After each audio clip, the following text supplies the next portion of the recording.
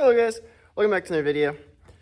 Me and my family just got back from a 3-week trip over in Europe. Saw bunch of cool old rocks. Glad to be home though. Right before we left, worked on a Mustang for a friend of my dad's. And nicknamed it the Purple People Eater. It's a cool old Mustang though.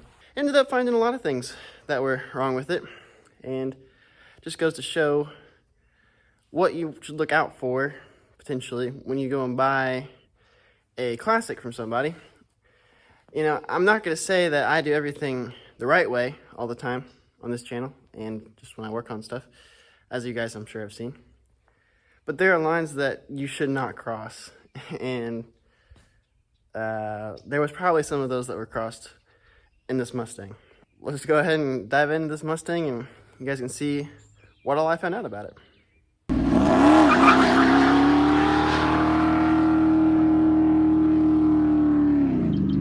Okay, so the main reason that he brought over the Mustang was because it had a vibration in it somewhere, and he wanted to try to identify where the vibration was.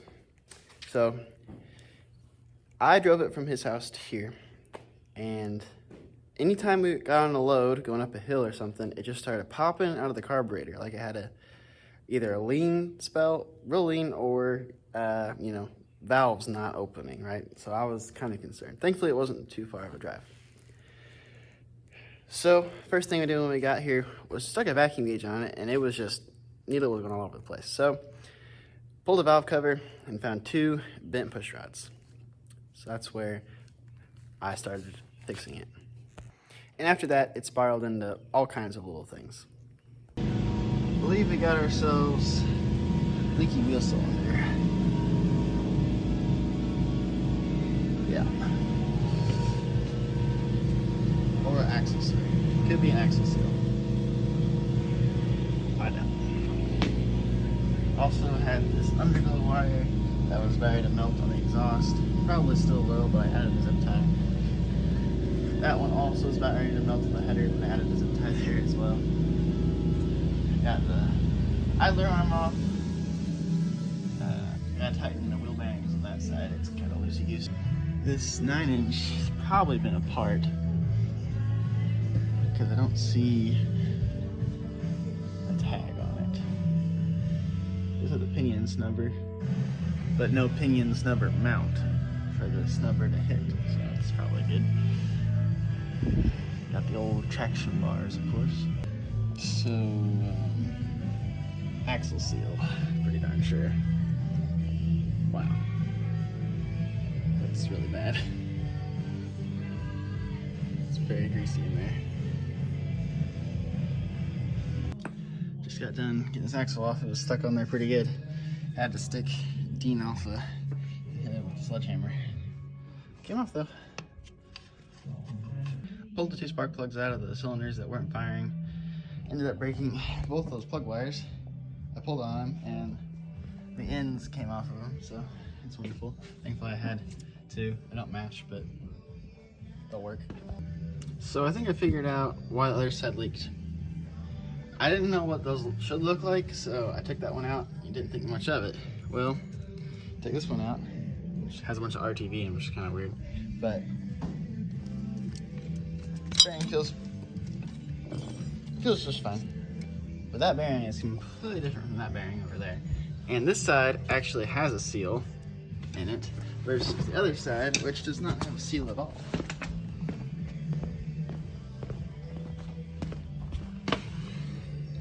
No seal at all. This bearing doesn't sound very good. Houston, we have a problem. Passenger side axle. It's a bigger axle. Driver's side axle, little guy. Let's do a quick recap of where we left off last night. Yesterday, I went and got these bearings and seals that I thought were right, but we didn't try at the actual parts store, and turns out they're very, very much too loose. As well as the seal doesn't even sit on the... Anyways. So that's where we left off with the bearings there. Both axles, you know, that one's different than that one is over there. Wonderful. And here in the front, we popped the fuel pump off because I had a suspicion, my grandpa had this idea that the timing chain could be a little bit sloppy, which is what caused our push rods to bend, potentially. You know, they could be connected anyway. So turns out timing chain is incredibly sloppy. See if I can try and get you guys to hear it. Hear it in there? It's very, very sloppy. So we're gonna replace that as well. So anyway, that's where I left off. Timing chain today.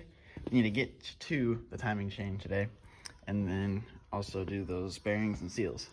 And that will be the plan for today. For now, I gotta run to the auto parts store and get some bearings, hopefully, as well as the 2 push rods that I ordered and the idler arm. Getting in here, changing these push rods out. Got one new one in there. You can see it's nice and shiny, and you know, hopefully it's obvious the amount of sludge that's in this engine. It's pretty bad. So anyway, I feel like it like sat for a while, and then like the oil congealed, because oil will do that. If it sits for like 30 years or so, the oil will congeal and it'll turn into this like crunchy, you know, stuff, which I'm sure is just really great for your rod bearings and main bearings and stuff like that. But there's so much in this engine, I don't know. I'm not even gonna try and clean it, I don't think. Just kind of leave it. Kind of is what it is. The rocker stands are, well, those are the rocker stands there, and these are the non-adjustable rockers. They're just like stamped steel units. They're, according to the book, you torque them down to 22 foot-pounds, which seems really low. But if you look at the size of the bolt, it's pretty small, so that's probably why. So anyway, that's the torque spec for that. 351, 400 modified, so cool. Well, the old sleeve is stuck on the drag link still from the old idler arm link there. So naturally, I have the Holy Trinity right here. We have the torch with, you know, the Father, the Son, and the Holy Spirit. Yep, we'll get her off there. The Holy Spirit at work right now. Yep, getting her done. Yep, inspiring this sleeve to get off that bolt. 9 years later.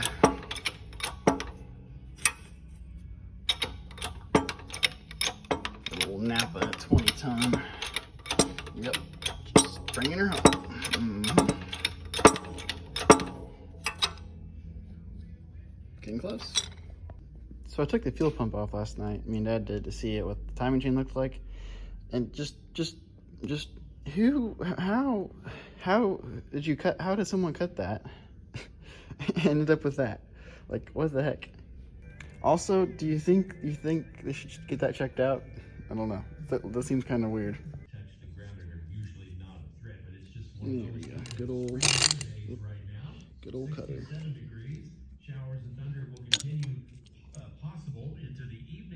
Much better. As if it couldn't get any worse. Moving around the backing plate to get the axle in and out has broken a brake line. Yep. Wonderful. It's this guy in there, all wet. Luke on the pump. Radiator was half empty to start with. I just started draining it. The color, it's green now, but what started coming out of it was just pure brown. You can see what's on the bottom of the bucket there. Yeah. Cool thing, is there actually a thermostat in there, or is it just a water neck with no thermostat? Place your bets now. What do you know? There's actually a thermostat in there. How's the draining going? Wow, that looks really not good. The little tiny little 3/8 bolt stripped off, rounded off on this side, and I was kind of worried for a second. I welded this big old nut on there, and I really did not think it was going to work, and what do you know? It did. I shall demonstrate. Where's my 3/4? There it is. Look at that. Broke right free after I get a good grip on it. I'm actually impressed. The bolt's ruined, but you know, at least we got the bolt out. I'll be honest, I really didn't expect that to work. Water pump is off. Battery to pull the harmonic balancer off. We have made it to the timing chain. So we can see our chain here is a little bit on the loosey-goosey side. Just a little bit. So, you know, is it terrible? Have I seen worse? You know, probably.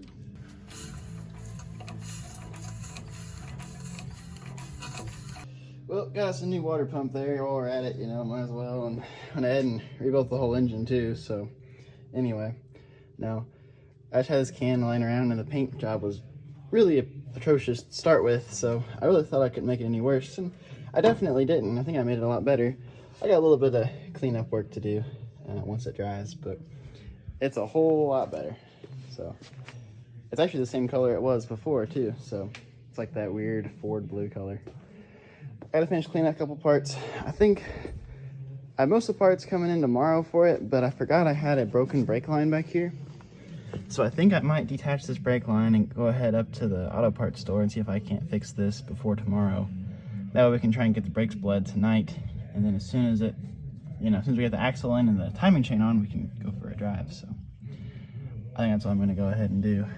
All right, just went to the auto parts store. Timing chain gaskets came in a day early, so we're gonna go ahead and get all that tidied up tonight, hopefully.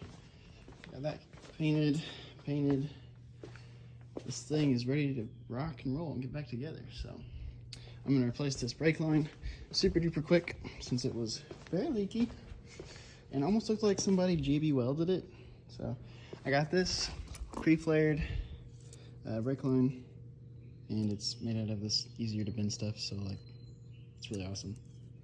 And it's like almost at the right length. It's just a little longer, but it'll be pretty sweet. So let's go ahead and get that thing on there and then start working on the timing chain. Just spin the engine over here to make sure that I install the timing chain correctly and the dots are correct. It's got quite a bit of good compression still, as you can see. Just about made it around that one revolution. And our dots are back to line up again. You can see this is a pretty neat design. I shot some oil after cleaning it up, but it's like a roller deal, which is different than the FEs are. Okay, here's the new timing chain. It's a lot tighter than the old one. It's still not like, I mean, I don't know, it's not as tight as the double roller I have in my Torino, but it's way better than it was, so we'll go with that, I guess. So anyway, filter in. I typically use a screw-in hose clamp on those sections, these on these Fords. Always get a metal filter if you can, unless you just absolutely want to see what's inside of it. I've had too many of those plastic filters start to melt or warp or distort on me, and that is not at all what you want your fuel filter to do. Now typically I try and put the clamps that it came with in the box on the filter side, that way you can easily swap it out again when the time comes. So got the fuel pump on and the filter in. Ladies and gentlemen, it is another day working on this purple Mustang. I have parts, more parts for it. I'll tell you what, really opened a can of worms bringing it over here to see what was the matter with it. But anyway, got some wheel cylinders to install, cleanup work to do, and throw some coolant in it. So let's get to it. I went to replace that brake line last night, and the wheel cylinder is leaking atrociously also, because me and Dad were trying to get the bleeder to unstick from there, and we ended up getting brake fluid out of the wheel cylinder itself, which is, you know, not what you want. Long story short, the wheel cylinder leaks. So we went and got two new wheel cylinders for it this morning. So we got those to put on. Got a complete disaster cleanup under here. But got the front end of the motor back together with the new timing chain, push rods, and water pump. I kind of threw some painted the brackets up a little bit, just try to spiffy up the engine a little bit more. We fixed a couple electrical connections. This literally was just twisted together with electrical tape, and a couple other ones over there were not so good. We just tried to spiffy it up a little bit there. Went ahead and threw the timing light on it. and set it to about 13 to 14 degrees. It seemed to be pretty happy there. Started up good. Put the valve covers back off. Add a little bit of oil because it was on the add part of the dipstick. So it desperately needs changed whenever it goes back home. But first thing, we'll probably put it back up in the air and I'll clean the ground. Then I'll put coolant in there and check for leaks. Had like 75 pounds. It is coming down quite a bit for whatever reason. I guess his charging gauge doesn't work. Hope his temperature does. So rewatching the footage while I'm editing it here, 75 pounds oil pressure on idle seems entirely too much to me. Like, for a worn out engine like it is, to have 75 pounds oil pressure on idle, but then slowly go down all the way to like 10, seems kind of weird, right? I wish I thought about it. I could be wrong, but the oil pumps I've taken apart have a check ball and a spring to regulate the oil pressure, right? And I read before where guys used to shim the spring to increase your oil pressure. That way it doesn't bypass as much or as soon. So it makes me wonder if someone went into the oil pump there and shimmed that spring to try and get more oil pressure out of it, because as we've seen, as it heats up, the oil pressure goes down dramatically. So if you guys have any thoughts about that, let me know.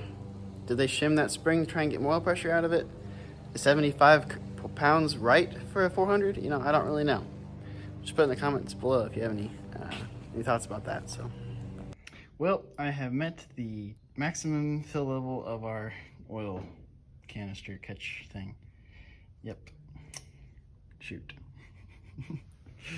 I'm really good at making a mess. Anyway, fired it up, got it up to the operating temperature, brought up the coolant system, and it's got a pretty hefty lifter tick still, especially once it got warmer. The oil pressure dropped to like 10 psi once it got up to operating temperature, which is weird because it started out at like 75.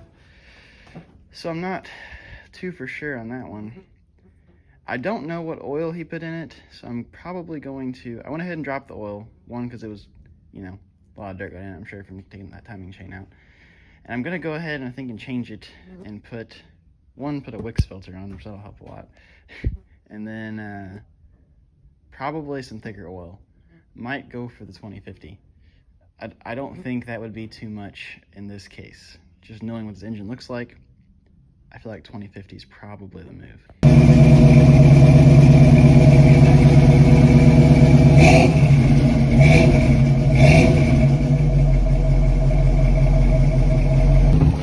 First drive with the Mustang after new timing chain, push rods, wheel bearings. We had some jank stuff going on back there to make it work, but it does work, so that's the main thing. We have 25 pounds oil pressure on idle now, which is mucho better than it was. Running cool so far. Doesn't even have any off-idle stumbles or anything, actually. Runs pretty smooth thus far. Still got a little bit of exhaust leak, which, you know, rusty old long tubes, you'll have that. Anyway, guys, hope you learned a little bit there. I know I learned a little bit about the old early 70s Mustangs there. I think they're underappreciated Mustang. Maybe not the prettiest of the Mustangs. Definitely not a 68 fastback, that's for sure. But they're cool nonetheless. And this was a pretty neat car to work on too. So, hope you guys enjoyed this video, and we'll see you next time on It'll Run.